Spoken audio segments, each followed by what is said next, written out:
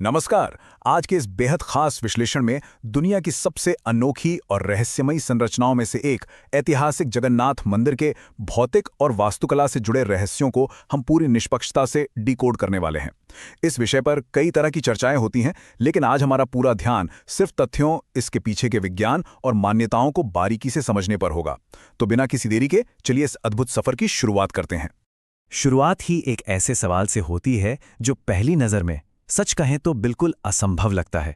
जरा सोचिए, एक इतना विशाल मंदिर जमीन पर अपनी कोई परछाई कैसे नहीं बना सकता?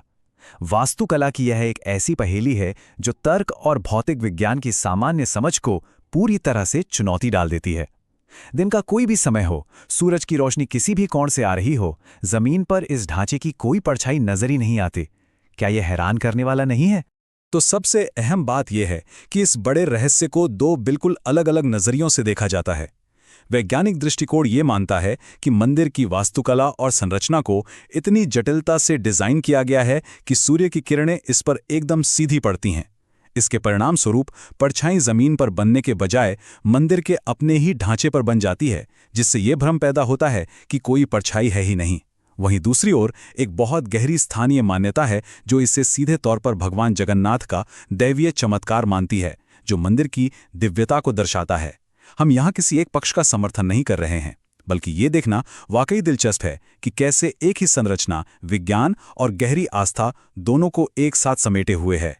ठीक है, चलिए अब सीधे मंदिर के शिखर पर चलते हैं और अपने अगले रहस्य पर गौर करते हैं, द डिफायंट फ्लैग, यानी प्रकृति के विपरीत लहराता ध्वज। ये तथ्य तो सच में किसी का भी दिमाग घुमा सकता है। मंदिर के बिल्कुल शिखर पर लगा झंडा हमेशा, जी हां हमेशा, हवा के बहने की दिशा के ठीक विपरीत लहराता है। अगर हवा पूरब से पश्चिम की ओर चल रही है तो झंडा पश्चिम से पूरब की ओर लहराएगा। वायुमंडलीय विज्ञान और एरोडायनेमिक्स के सारे नियम यहां आके जैसे फेल हो जाते हैं। तेज हवाओं के बीच झंडे का यूं उल्टी दिशा में लहराना एक ऐसा दृश्य है जो विज्ञान की कसौटी पर एक बहुत बड़ा आश्चर्य पैदा करता है। अब आगे बढ़ते हैं एक और रहस्य की तरफ, सुदर्शन चक्र। यह प्राचीन वास्तुकला का एक ऐसा बेजोड़ चमत्कार है जो मंदिर के सबसे ऊपरी हिस्से पर विराजमान है। 1 टन। जरा इस वजन के बारे में सोचिए, ये कोई मामूली संख्या नहीं है। उस प्राचीन काल में जब कोई आधुनिक क्रेन या भारी मशीनरी नहीं हुआ करती थी, तब इतने विशालकाय और भारी भरकम चक्र को मंदिर की इतनी अधिक ऊंचाई तक कैसे पहुंचाया गया होगा, और वो भी इतनी सटीक जगह पर। ये वजन अपने आप में प्राचीन वास्तुकारों की अद्भुत इंजीनियरिंग क्षमता का एक बहुत बड़ा और अचंभित करने वाला सबूत है। लेकिन असल चमत्कार तो उस भारी भरकम वजन से भी कहीं बड़ा है। ये एक जबरदस्त दृष्टिभ्रम यानी ऑप्टिकल इल्यूजन पैदा करता है। ये 1 टन का चक्र हर दिशा से देखने पर बिल्कुल सीधा और एक समान दिखाई देता है। कोई मंदिर के सामने खड़ा हो, पीछे हो या किसी भी कोने में हो, चक्र हमेशा ऐसा ही लगता है जैसे वो सीधे उसी की तरफ देख रहा हो। ये एक ऐसी असाधारण वास्तुकला है जो आज के दौर के बड़े बड़े एक्सपर्ट्स और इंजीनियरों को भी सोचने पर मजबूर कर देती है। चलिए अब बाहरी वास्तुकला से थोड़ा आगे बढ़ते हैं और मंदिर की रसोई की ओर चलते हैं, जहां मौजूद है हमारा तीसरा रहस्य, महाप्रसाद, जो अपने आप में एक अनोखी पाक पहेली है। अब इस स्लाइड के बारे में जो बात सबसे ज्यादा दिलचस्प है वो ये कि मंदिर की हलचल भरी रसोई में प्रतिदिन हजारों हजारों भक्तों के लिए भोजन पकाया जाता है।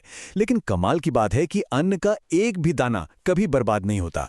रोजाना बदलती भीड़ के बावजूद संसाधनों के प्रबंधन का ये स्तर बिल्कुल अविश्वसनीय है। लेकिन रुकिए, असली रहस्य तो खाना पकाने की इस प्रक्रिया में है। बर्तनों को एक के ऊपर एक रखकर एक टावर की तरह व्यवस्थित किया जाता है, और फिर थर्मोडायनामिक्स यानी ऊष्मा हस्तांतरण के सारे नियमों को धता बताते हुए सबसे ऊपर वाले बर्तन का खाना सबसे पहले पकता है। जी हां, नीचे से दी जा रही आग के बावजूद सबसे ऊपर का खाना पहले पकता है और फिर उसके नीचे वाले का। ये उल्टा प्रोसेस आज भी विज्ञान के लिए एक बहुत बड़ा सवालिया निशान बना हुआ है। तो क्या ये सारे रहस्य सिर्फ वास्तुकला या रसोई तक ही सीमित हैं? बिल्कुल नहीं। हमारा अंतिम रहस्य है सिंहद्वार, जहां आकर समुद्र भी शांत हो जाता है। ये मंदिर समुद्र के काफी करीब स्थित है, इसलिए बाहर खड़े होने पर समुद्र की लहरों की तेज गूंजती हुई आवाज एकदम साफ सुनाई देती है। लेकिन जैसे ही सिंहद्वार के अंदर कदम रखा जाता है, लहरों का वो शोर अचानक और पूरी तरह से गायब हो जाता है। अंदर एकदम सन्नाटा छा जाता है। ध्वनि विज्ञान का ये एक ऐसा अचरज है कि जैसे ही कोई वापस बाहर कदम रखता है, लहरों की आवाज उसी पल फिर से लौट आती है। ये इतनी स्पष्ट और रहस्यमयी अकॉस्टिक विसंगति है जो सदियों से लोगों को चकित करती आ रही है।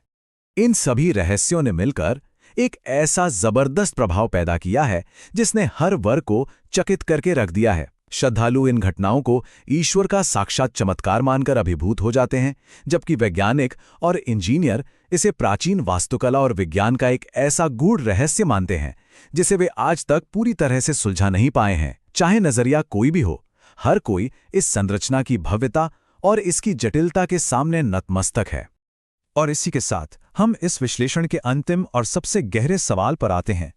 क्या ये ढांचा प्राचीन विज्ञान और इंजीनियरिंग का वो चरम शिखर है जो आज की तकनीक से भी कहीं आगे था, या फिर ये एक विशुद्ध दैवीय शक्ति का जीता जागता प्रमाण है? कारण चाहे जो भी हो, एक बात तो बिल्कुल तय है, जगन्नाथ मंदिर सिर्फ पत्थरों से बनी कोई साधारण इमारत नहीं है, बल्कि ये आस्था और आश्चर्य का एक ऐसा अनसुलझा केंद्र है जो दुनिया भर को हमेशा सोचने पर मजबूर करता रहेगा। इस रहस्यमयी चर्चा में शामिल होने के लिए बहुत बहुत धन्यवाद, और इस अद्भुत संरचना के बारे में और जानने की जिज्ञासा हमेशा बनाए रखिए।